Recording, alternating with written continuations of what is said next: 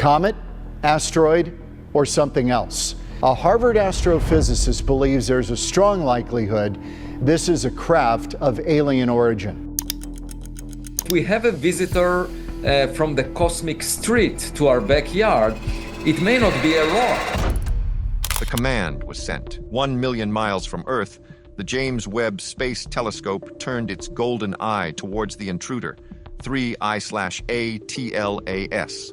For hours, it soaked in the infrared light, capturing over 40 gigabytes of raw data. The secrets of an object from another star were finally in our hands. And then, nothing. The files were sealed. An embargo was placed. While NASA releases stunning images of distant galaxies daily, the data on this visitor, now inside our own solar system, remains hidden. We're about to show you why this isn't standard procedure. It's a cover-up in the making. NASA's locked box. When the James Webb Space Telescope, or JWST, was launched, it was promised to be humanity's window to the universe. A $10 billion time machine with a primary mirror stretching over 21 feet wide, composed of 18 gold-plated hexagonal segments. This incredible machine can see the faint infrared light from the very first stars and galaxies. It's so sensitive it could detect the heat signature of a bumblebee on the moon. So when this all-seeing eye was aimed at 3I/ATLAS, an object that had journeyed from another star system right to our cosmic doorstep, the world expected breathtaking revelations. And we got them, just not in the way anyone anticipated. The revelation wasn't in an image, it was in the silence that followed. Here's the kicker. The JWST isn't operated by NASA alone. The day-to-day operations, including who gets to use it and when, are managed by a private research group called the Space Telescope Science Institute. Every year, scientists from around the world submit proposals, begging for a few precious hours of the telescope's time. It's a competitive process, and only the most compelling projects get approved. A team led by an astronomer named Martin Cordner submitted a proposal to observe 3I/ATLAS. It was a no-brainer. An interstellar object, bright enough to be studied in detail? This was a golden opportunity. Their proposal was approved, and they were granted observation time.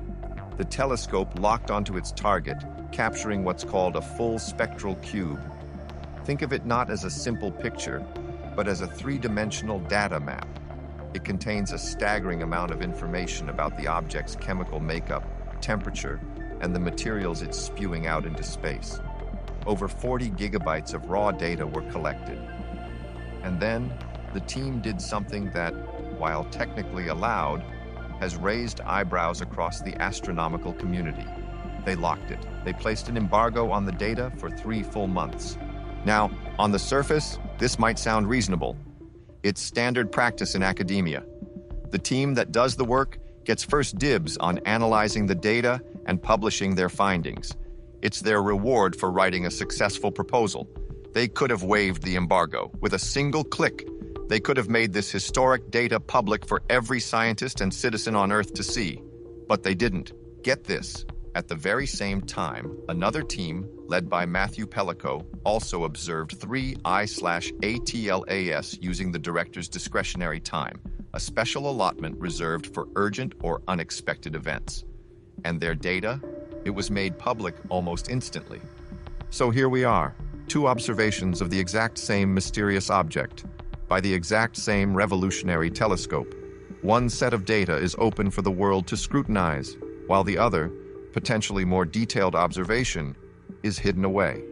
Why the difference? What did Martin Cordner's team see that required 3 months of private analysis? This isn't some distant, unchanging galaxy that will be there in a year. This is a temporary visitor. 3I/ATLAS is moving at a blistering pace, and when it leaves our solar system, it's gone forever. The clock is ticking. This choice for secrecy has fueled a firestorm of speculation. Is it just about academic bragging rights? Or did that spectral data cube show something so unexpected, so paradigm-shifting, that the team needed time to understand it, or perhaps to figure out how to present it to the public without causing a panic? It's funny when you think about it. We built a telescope to eliminate shadows. Yet on one of the most important targets it has ever observed, someone chose to draw the curtains. The mystery isn't just what they saw, but why they felt the need to hide it. But the locked data is only half the story. The object's path is even stranger. The 1 in 20,000 gamble. Most things that fall into our solar system from the vast emptiness of interstellar space are like cosmic tumbleweeds. They get tossed around by the gravity of different stars over millions of years and come hurtling in at random, chaotic angles. They usually fly in from the top or from the bottom of the solar system, crossing our orbital plane at a steep angle. They come in hot and they leave fast. But 3I/ATLAS is different. Believe it or not, it's moving in a way that seems almost polite, calculated even. First off, its orbit is retrograde. In simple terms, while Earth, Mars, Jupiter, and all the other planets are orbiting the Sun in one direction, counterclockwise, 3I Atlas is going the other way, clockwise. It's like driving the wrong way on the freeway. While not impossible, it's certainly unusual and makes for a very high-speed encounter. But here's where it gets really weird. It's not just going the wrong way, it's doing it in the very same lane as everyone else. Its path is almost perfectly aligned with the ecliptic plane, which is the flat, pizza-like disk where all the major planets orbit. It's only off by about 5 degrees. To understand how unlikely this is, imagine trying to skim a stone across a pond. But instead of aiming for the water, you're trying to make it perfectly match the path of a toy boat already circling the pond, only going in the opposite direction. The odds are astronomically low, but it gets even more specific. The path of 3I/ATLAS isn't just flat. It's taking it on a grand tour of our inner solar system. It made precise, close encounters with 3 specific planets in a very specific sequence. Mars, then Venus, and then a rendezvous with the king of our solar system, Jupiter. It's like it's deliberately sampling the different worlds we have to offer: the red desert, the toxic hothouse, and the colossal gas giant. This is the part that caught the attention of Avi Loeb, the former chair of Harvard's astronomy department, and a man who isn't afraid to challenge the status quo. He looked at this trajectory and saw something more than a coincidence. He ran the numbers, calculating the statistical probability of an interstellar object entering our solar system on a retrograde orbit, so perfectly aligned with the ecliptic, and having its timing sync up to have close passes with Mars, Venus, and Jupiter. The odds he came up with are staggering, 1 in 20,000. The mainstream scientific community was quick to dismiss this. They call it a coincidence, a statistical fluke. They argue that nature can produce strange things, and that we shouldn't jump to conclusions. But let's be honest for a second. This isn't happening in a vacuum. This is the 3rd major interstellar visitor we've confirmed in less than a decade. First came Oumuamua in 2017, an object shaped like a cigar that was accelerating away from the sun without a visible tail, baffling scientists. Then came 2I/Borisov in 2019, which looked more like a normal comet, but was still a visitor from another star. And now 3I/ATLAS. 3 visitors in just 8 years after centuries of seeing nothing. Have these objects always been passing by, and we just got the technology to spot them? Or are we flying through a denser, more interesting patch of the galaxy? And if that's the case, what else is out there with us? A random piece of debris is chaotic. A comet follows the simple laws of gravity. But 3I/ATLAS feels different. Its path feels less like a fall and more like a flight plan. And if it's on a flight plan, you have to ask, who filed it? The object's path is a mystery, but our chance to solve it is about to disappear. Chasing a ghost. The clock is ticking on 3I/ATLAS, and it's ticking fast. This isn't a leisurely stroll through the neighborhood. It's a high-speed flyby. The object is traveling at nearly 60 kilometers per second. To put that in perspective, that's over 134,000 miles per hour. That's fast enough to cross the entire United States, from New York to Los Angeles, in just over 1 minute. Its incredible speed means its path is what astronomers call hyperbolic. It's not in a closed loop or orbit around the sun. It's on an open-ended escape trajectory. It will whip around the sun once, and then it will be flung back out into the void of interstellar space, never to return. And here's the most frustrating part of all. The moment it could tell us the most about itself is the exact moment we're going to lose sight of it. In late October, 31/ATLAS will reach perihelion, its closest point to the Sun. This is when the Sun's intense heat and radiation will be blasting the object, causing it to shed dust, gas, and ice. This process, called outgassing, is like a geological biopsy. By studying the light coming off this material, scientists can learn exactly what it's made of. It's our best chance to see what's really under the hood. But we won't be able to see it. At that precise moment, from our viewpoint here on Earth, 3I/ATLAS will be directly behind the Sun. It's a cosmic blackout. Our ground-based telescopes will be completely blinded by the Sun's glare. The Hubble Space Telescope, which orbits the Earth, will also be unable to look that close to our star without frying its sensitive instruments. Even the mighty JWST, sitting a million miles away, has strict pointing restrictions. It cannot aim anywhere near the Sun. The timing is almost cruelly ironic. After a journey of potentially millions of years, it arrives and puts on its biggest show right when we're forced to look away. However, there is a sliver of hope, a long shot. There are 2 spacecraft already flying through the solar system that happen to be in the right general area. NASA's Psyche mission, on its way to study a bizarre metal-rich asteroid, and the European Space Agency's JUICE mission, which is heading for Jupiter's icy moons. Both of these probes will pass within a relatively close distance of 31/ATLAS during its peak activity. Close enough, perhaps, to get a look. But there's a huge catch. Neither of these billion-dollar missions was designed for this. To get a good look at ATLAS, they would have to change their course. In deep space, that's a massive gamble. It requires burning precious fuel, which is the lifeblood of any mission. Every ounce of propellant is meticulously budgeted for the primary mission objectives. Changing course would mean risking the failure of their main goals, all for a secondary, unplanned target. The decision to take that shot rests with engineers and administrators who have to weigh the potential historic discovery against the very real risk of jeopardizing a decade of work. There is one more radical idea, proposed by Avi Loeb. He suggests using the Juno spacecraft, which is currently orbiting Jupiter. On paper, it's possible.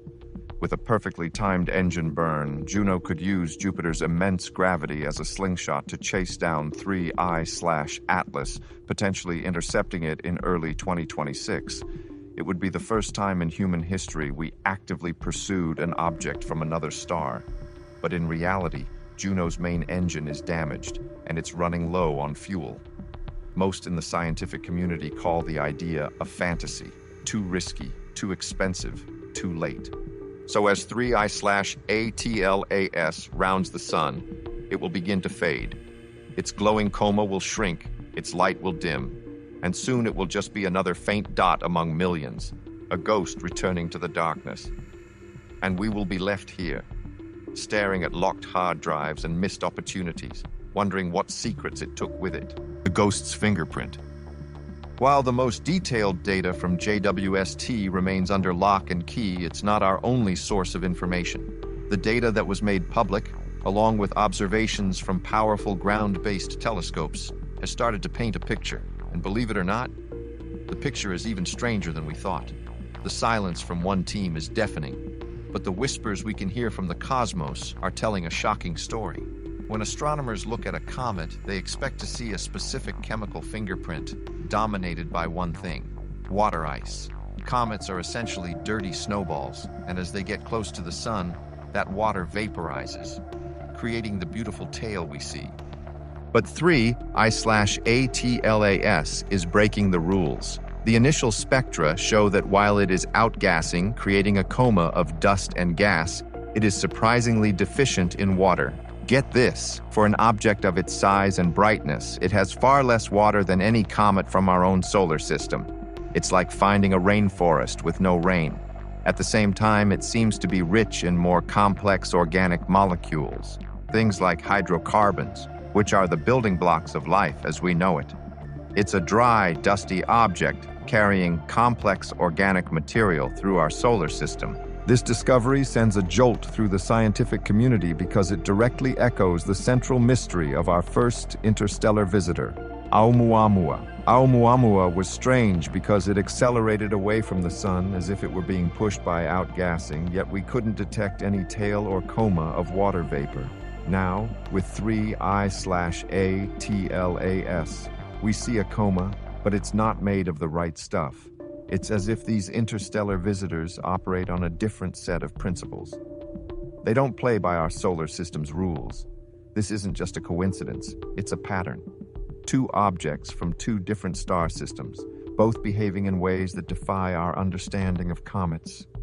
The mystery deepens when we look at its light curve, the way its brightness changes over time. Its rotation seems remarkably stable, more so than a typical lumpy space rock which would be tumbling chaotically.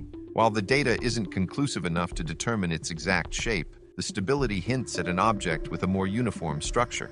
It's not just a random chunk of debris. The window is closing, but the biggest questions are just beginning to open up, beyond coincidence. So here we are. We have an object from another star on a 1 in 20,000 trajectory. It's taking a tour of our planets. The most powerful telescope ever built took a look, and the data was immediately hidden from public view. Our best chance to see it up close is about to be blocked by the sun itself.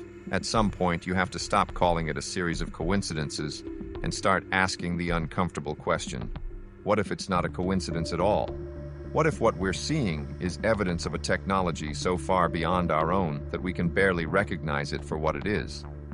This is where we venture into theories that make mainstream scientists nervous but are being discussed seriously by credible thinkers. The simplest and perhaps most plausible of these wild ideas is that 3 I/ATLAS and Oumuamua before it are not natural objects. What if they are interstellar probes? Think about it. If you were an advanced civilization wanting to explore a nearby star system, you wouldn't send a big, flashy ship with blinking lights like in the movies. That's inefficient and loud. You'd send something small, quiet, and perfectly disguised. Something that looks just like a rock or a comet. You'd put it on a path that allows it to gather the most data with the least amount of energy, using planetary gravity to adjust its course. A grand, sweeping flyby to check out the real estate. Some have even taken this a step further, suggesting these could be von Neumann probes. This is a mind-bending concept where a probe is not just an explorer, but also a self-replicating factory. It would travel to a star system, find resources like asteroids, and build copies of itself. Those copies would then launch themselves toward other star systems. Over millions of years, a single probe could create an exponentially growing network of explorers that could survey the entire galaxy. Are we seeing one of these ancient, silent explorers passing through? Now, hold on a second. Does this sound like science fiction? Absolutely. But our own understanding of the universe is constantly being rewritten. It's funny when you think about it. Just a few decades ago, the idea of planets existing outside our solar system was a fringe theory. Now we know there are more planets than stars. Our galaxy, the Milky Way, contains an estimated 400 billion stars, and that's just one galaxy. The latest observations from the James Webb Space Telescope suggest there are maybe 2 trillion galaxies in the observable universe. 2 trillion. The numbers are so vast they become meaningless. But they point to a universe teeming with possibilities, and likely with civilizations. This is the heart of the Fermi paradox. If the universe is so big and so old, where is everybody? Maybe they're not loud, maybe they're quiet, maybe they send probes. But what if it's even stranger than that? Let's push the boundaries. Another theory is that these objects aren't here to watch, but to deliver. This is the idea of directed panspermia. What if an ancient civilization, seeing that life is rare, took it upon themselves to seed the galaxy? These objects wouldn't be probes, they'd be cosmic gardeners, dropping off the basic chemical building blocks of life on promising young planets. The outgassing we see as it nears the sun might not be melting ice, but a deliberate release of a precious life-starting cargo. Or maybe the object itself is the message. Imagine a cosmic hard drive, a library of information encoded in its very structure, designed to be scanned by an emerging technological civilization like ours. Perhaps the strange trajectory is intentional, designed to be so statistically unlikely that it forces us to take a closer look. The secrecy from the JWST team could be because they detected something that looks like a pattern, a signal, something that is clearly not natural, and they have no idea how to interpret it. Let's take this down to earth for a moment. Think about how this all plays out. You're going about your day, worrying about bills, traffic, what to have for dinner. Meanwhile, an object the size of a mountain, built by something that isn't human, could be silently flying past Mars, its sensors gathering data, or even broadcasting a message we don't know how to hear. It sounds crazy, right? But is it crazier than its trajectory being a 1 in 20,000 fluke? Is it crazier than scientists locking away data on the most important visitor in modern history? Maybe the truth that NASA and the scientific community are grappling with isn't scientific. Maybe it's existential. How do you tell the world that we might not be alone? Not in a vague, theoretical way, but in a, there's a car driving slowly down our street and looking at our house kind of way? Perhaps the secrecy isn't about hiding the truth, but about buying time. Time to understand what they've seen. Time to prepare an explanation. Time to rewrite the story of humanity's place in the cosmos before the raw, unfiltered truth hits the public. Because if this isn't just a cover-up, why does it feel exactly like one? The silence itself is becoming the message. We're left with more questions than answers, staring into the cosmic dark. Is the sky truly silent, or are we just being told not to listen? What do you think they found? Let us know in the comments, and don't forget to like and subscribe for more journeys into the unknown.